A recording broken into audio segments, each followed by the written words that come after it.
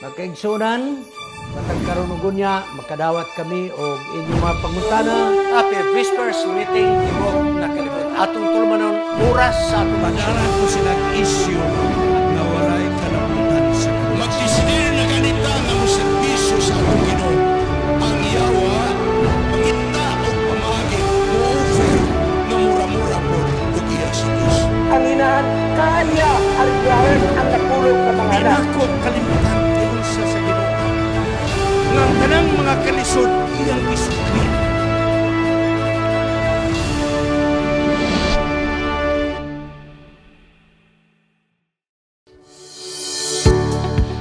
Ayaw kalimot, kung gusto ka mo suportar sa atong ACS Media Ministry, pagkuha mo og kopya nini. The Until Preacher. Biographical, inspirational, and motivational. Kuha mo ni ini nga kopya. Garantiya, iuli ang kwarta kung di mo makaangay. Pero kung mag-uli mo sa kwarta, kamo yung personal mo aris Cagayan de Oro City. Di ko gusto nga ipadala ninyo sa courier. Kamo yun ang mo rin. So, seryoso nga paagi. Di mo magmahay sa pagbato ni nga libro. Makita ni mo ang kamot sa Diyos nga nagagiya siyang anak. Ug ang usab nga paagi. Nga kamo usab makasuportar sa atong media ministry. Pagkuha usab mo ni ining Happy Family DVD. Nga kini aron inyong masabtan at kung gisumpay ang doktrina sa matag isyo sa family. So kini mga kaigsunan, 18 ka family problems, 18 ka family issues, o kada family issue gisumpayan og muhaom nga doktrina. So niya ay 18 ka doktrina usab mga kaigsunan. Og ang sunod mga kaigsunan, aron do na mo'y compilation kanang wa mo'y access sa YouTube. DVD na lang. Ang device service nga wali akong gi-compile mga kaigsunan. Niya din Og ang katapusan nga gusto ni promote mo ang hermeneutics. Naitay hermeneutics diha sa atong YouTube. Pero mas kumplito ni, mga kaigsunan. Kuha mo nini, tutulo, ug asa inyong gusto. Apan akong balikon. Sa matagkuha ninyo ni ining materials, gikan sa ACS Media Ministry, kamo nakasuportar sa buhat sa Ginoo. Salamat.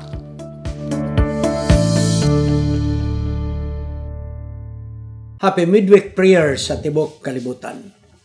Ang atong ACS Media Ministry, Cagayan de Oro City, makigkaubang kaninyo ng pipila ka mga gutlo alang sa atong tulumanon oras sa atong leksyon.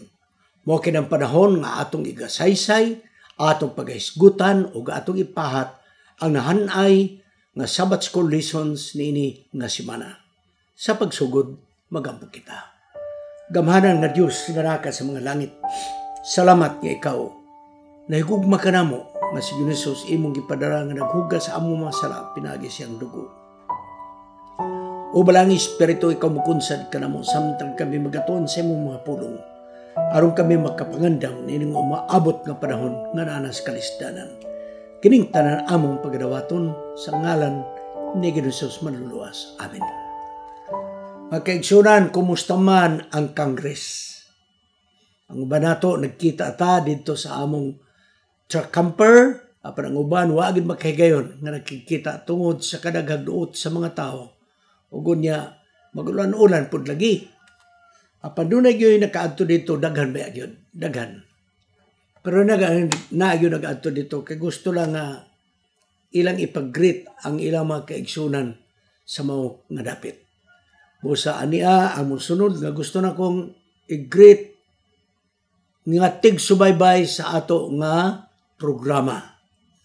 Akong i-greet si Jennifer Campillo, Ronald Campillo sa Ilib Church sa Samal Island. Wow, mga kaigsunan, Ilib. Regards dia, greetings dia sa mga kaigsunan tanan sa Ilib Church dia sa Samal Island. island city of Samal, Igakos, no? Island Garden City, Island Garden City of Samal. Muna nga akong gigreet. O, mayroon sab kang Fred Marino sa Santa Maria, Laguna. Nakaadtog yun. Ang iyang asawa nga pinalangga. Apan ang bana, wala magkaadto. Mga akong gigreet ang maong bana. Si Fred Marino sa Santa Maria, Laguna. O, si Mr. and Mrs. Don Jasper Tan. Mr. and Mrs. Don Jasper Tan. Sa Old Mirapapaw, Dinas, Zamboanga del Sur.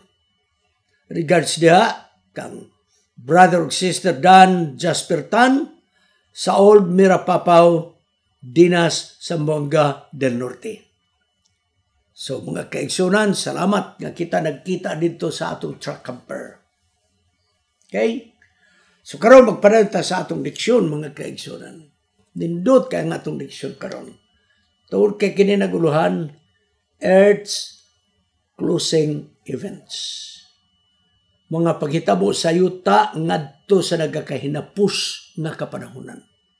Mao ni igsoon, unsang may tabo nga nagakaduol na ang katapusan sa kalibutan. Ang title sa usa ka version, Earth's Final Storm. Ang katapusang bagyo sa kalibutan. Dili ni literal nga bagyo.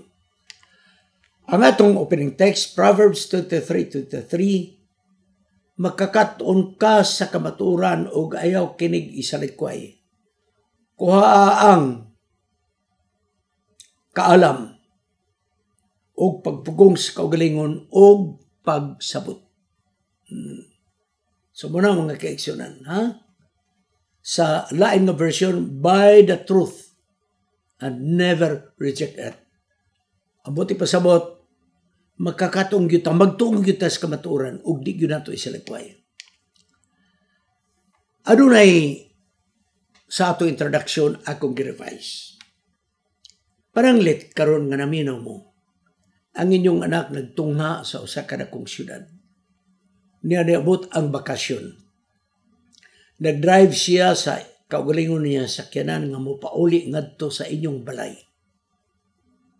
Dayon, sa tunga-tunga sa dalan, wa lang niya mamatikdi nga sa kakusog sa hangin ug ulan nga tumba ang mga kahoy sa dalan. Di siya makalahos. So, nanawag siya sa iyang ginikanan ug usaon niya.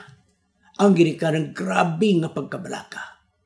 May ganay kay dunay silingan niya nga nagsugyot. Ingon niya, dunay muatras siya, mubalik siya agi dahil dunay usa ka crossing, mutipas siya kay didto sa mong dalan, walay kakahuyan didto kay daplin man ko sa baybay. Busa mong anak ni Patuo, mga kaigsunan, ugo niya, nag-drive siya, walay mga kakahuyan nga tumba, hapsay ang iyang biyahe, nakaabot sa balay, unsa namang lipaya ang tibok nga pamilya, mga kaigsunan. Igsoon, aniya kita nining kalibutan nga grabe na kakusog ang bagyo sa mga kalihukan kabatok sa iglesia. Grabe na. O ang atong espirituhanong pagtuo, giampingan kini sa atong Diyos. Kay siya na hibalo, asa ang pinakamaayong nga ruta nga sigurado ta makalabang nining dakong bagyo sa kalisdanan sa espiritual na gubat. Sa Testimonies for the Church, Volume 8, page 5350 nagingon, ang bagyo magasamok sa katapusang mga adlaw umaabot na. Kini nga bagyo makalilisang, andam ka ba niini? Ang buti pasabot ni Ellen White, kining bagyo mauna ni ang kalisdanan sa mga katawan sa Diyos. Magatubang sa mga kalisdanan tungod kay ang kaaway sa Diyos. Mulihok na gayon sa pagkastigo sa mga katawhan sa Dios. Tapos nga namatay si Hesus tungod og alang kanimog kanako, misaka siya sa langit og didto nagbuhat sa templo. Ang gibuhat niya sa templo mapaghatag kanato sa kasiguruan nga dalan aron kita makaabot sa puloy-anan nga gitagana sa atong Dios nga sigurado bisan taliwala nining kalisdanan nga atong maagyan. Sa kasaysayan igsoon, ang gubat taliwala sa Dios og ni Satanas nga nagsugod sa langit og nagpadayon diri sa yuta, ang ilang panag-away nagtigi kini, nagbangga ang maayo ug ang dautan. Kay sa Juan 8:14 ang yawa bakakon ug siya maoy nag-imbento sa daghang bakak. Apan si Hesus mong dalan ug ang kamatuoran, Juan 14:6. Ug ang kamatuoran mo kini maghatag natog kagawasan sa mga limbong ug bakak sa yawa. Ang kamatuoran nga mao ang balaang kasulatan. Mao'y magatangtang sa maskara sa pagtakuban sa yawa. Busa ang Biblia nagpakita unsay plano sa yawa alang niining nga kalibutan. Apan sa pikas nga bahin ang Biblia usab nagpadayag usapoy plano sa Dios alang sa iyang mga katawhan. Kining Biblia igsoon mo kini ang atong lamparahan nga nagaiwag sa atong dalan. Sumala sa Salmo 119:105. Mo nga atong flashlight igsoon. Mo kini ang atong sulo. Mo kini ang ato nga iwag mga kaigsuonan nga nagatudlo kanato asa ang dalan paingon sa ginharian sa mga langit. Ugon niya ang mga katawhan makasabot sa pulong sa Biblia kay ang pulong niini nagadala og kahayag sa atong kinabuhi. Nagpadayon ang mga Salmo 119:130 nagingon, ang imong pulong nagahimo sa mga yadno nga mga tao og nahimo silang mga maalamon. Tinuod ba ng mga kaigsuonan? Pagkadaghan akong istorya nga nahibaluan og tinuod yun nga istorya nga dili makabasa. Apan sa diha nga midawat siya sa kamatuoran sa sige nagtan-awtanan sa Biblia mga kaigsuonan, self-study, nakabasa man yun. Salmo 119:30. Salmo 119:160, ang matagpulong na imong gisulti, masaligan. Mo nang naas Biblia, masaligan. Nagpakita mga kaigsuonan nga kining Biblia nga naa kanato. Mao kini ang giya nga sigurado mga kaigsuonan. Mao nga sa 2 Pedro 1:16 nagingon, ang mga butang nga gipanudlo nako diha kadinyo dili kini mga tinumutumo og minaumao. Kay kini nga mga pulong nga akong gisulti diha kaninyo amo ning kasinatian kauban ni Ginoong Hesus nga maghimo kanato sa kasiguruan mahitungod sa mga propeta ug unsay ilang gisulti. So ang gisulat igsoon sa mga apostoles dili minaumaw kundi bunga sa ilang kasinatian nga nakig-uban sila ni Ginoong Hesus. Si Ellen White nagpadayon, ang Biblia mao'y atong sigurado nga defensa. Baga panalipod ka na to sa mga bakakon nga mga magtutudlo o bakakon nga mga espiritu. Kaya ang yawa nagagamit aron nga kita pugnan nga makakaton sa Biblia sa kamatuoran. Kaya ang Biblia mao'y magatuklas sa mga bakak o mga lipat-lipat sa yawa. Nagpadayon si Ellen White, si Satanas nagasulti mahitungod magasulti sa mga dagkong bakak sa katapusang mga adlaw, musamot ang iyang bakak. Hugon niya magpakita siya og mga milagro. Kay si Satanas iyang nakita ang milagro mga kaigsuonan nga daw buhat sa atong Ginoo. Mao na ang malisod nga lipat-lipat sa yawa. Kaya ngayong milagro, murang iyas Ginoo. Apan ang kamaturan sa Biblia mo'y sukdanan nato. Makatabang nato sa pag-ila kung kini igsuon nga milagro sa Dios ba o sa yawa. O ang mga tao lamang adunay kasiguruan sa pag-atubang ng katapusan nga panag-away, sila lamang nga nahibalo sa kamaturan sa Biblia. Ug ang matag tao mangutana sa iyang kaugalingon, ako bang sundon ang Diyos o ang tao? Nagpadayo si Ellen White sa Great Controversy, pages 593 to 594. Moto ang nagsunod-sunod. Ang pagsulay sa kapanahonan ni ana, umaabot na. Ni ana.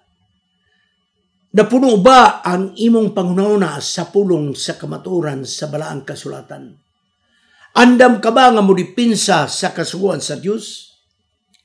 Ano dagbay imong pagtuo nga samas pagtuo nga ni Ginoong Hesus? Mangandam taigsoon, umaabot na ang malisod nga kapanahonan. Bus sa mga kaigsunan, ang umaabot nga pagsulay sa atong pag-alagad, mao ang suhito, mao ang pagsimba. Apan ang mga katawan sa Dios nga nasayon. Di gyud niya isalikway nga pagtuo ug di gyud siya mulapas sa kasuguan sa Dios. Kaysa diha nga pugos na ang bini nga pagsimba. Mabinawa, ha? Sa diha nga ang bini nga pagsimba ipugos na. Ang balaang espiritu magamarka sa mga katawan sa Dios. Okay. Samtang igsoon ipugos na ang pagsimba sa manap nga mapintas, ang adlaw nga Domingo, magsugod na ang pagmarka sa mga katawan sa Dios nga mao ang balaang espiritu. Episo 4:30. Ang marka sa balaang espiritu makapanigon sa atong pagtuo sa mga katawan sa Dios. Besag unsay mahitabo basta napaligon sa balaang espiritu, dili siya mudawat sa marka sa mananap nga mapintas. Bisan pa sa karaan nga kapanahonan, mga kapanahonan sa Biblia, kung adunay dokumento, kinahanglan markahan kini. Tingali hari ang mumarka. Naisingsing nga iyang iduot, butang nga guwaks, muna na mga kaigsoon. Pag once nga na naisilyo igsoon, kana nga dokumento, bisag baliktaron, maligo na nga dokumento. Busa, ang Diyos adunay importante nga marka nga mao kini ang nagatali ug ang Biblia puno sa iyang kasuguan. Ang marka igsoon naa diha sa kasuguan. Og ang katapusang gubat mahitungod sa pagsimba og sa balaod sa Dios. Ug unya atong ginapaabot nga ang Dios magahimo niining maong marka nganhi kanato gigamit ang kasuguan sa Dios. Isaiah 8:16. Ani igsoon ang record sa Biblia nga adunay marka.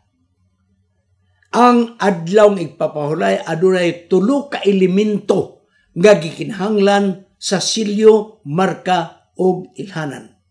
Sumala sa Exodo 20, Jace paingon sa 11. 1 nga elemento mahitungod sa marka o silyo. Maong ang pangalan sa tao nga mao'y tag-iya sa mga marka. Aniya? Sa ikanapulo kasugo sa adlaw papaling niya, kay ang Ginoo nga imong Dios. Tag-iya ni sa marka igsoon, nasa napulo kasugo. Ginoo nga imong Dios. Ikaduha, unsa may trabaho nining Ginoo nga imong Dios? Nagbuhat. Busa ang pangalan Ginoo nga imong Dios. Unsay ang otoridad? Siya magbubuhat. Kay unsa ang iyang teritoryo? Nagbuhat sa langit og sa yuta. Kompleto igsoon ang adlaw ni papahuray nga mo ning isilyo tungod kay niya ang tulo ka elemento sa maong marka. Pangalan sa nagmarka. Okay? Dayon, unsa ang trabaho niining maong nag-angkon sa maong silyo. Dayon, unsay teritoryo. Okay? Unsay teritoryo. The name of the person who owns the mark, the Lord your God. Unsang iyang trabaho, gilalang. Unsang teritoryo niya, langit o yuta. Niya sa adlaw ipapawalay. Ang malig-on nga marka mga kaigsunan, kay niya makita ang tulo ka elemento sa marka. Usahay kining marka ginatawag nga ilhanan.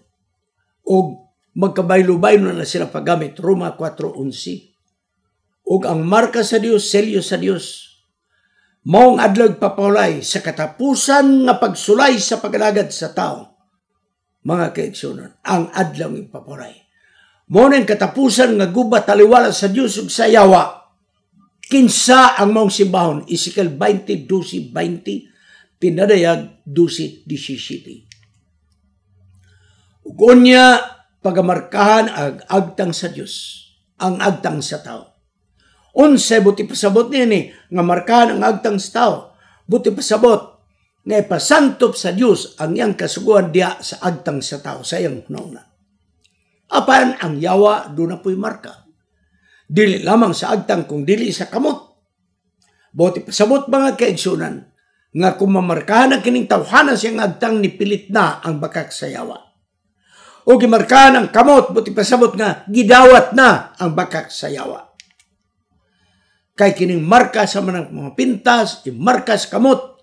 Kay kung mudawat siya sa marka sa manang mga pintas, kining kamot. Wa na igpapauray, mutrabaho na sa bisag unsang adlaw mga kaigsunan. Aron di lang siya patyon.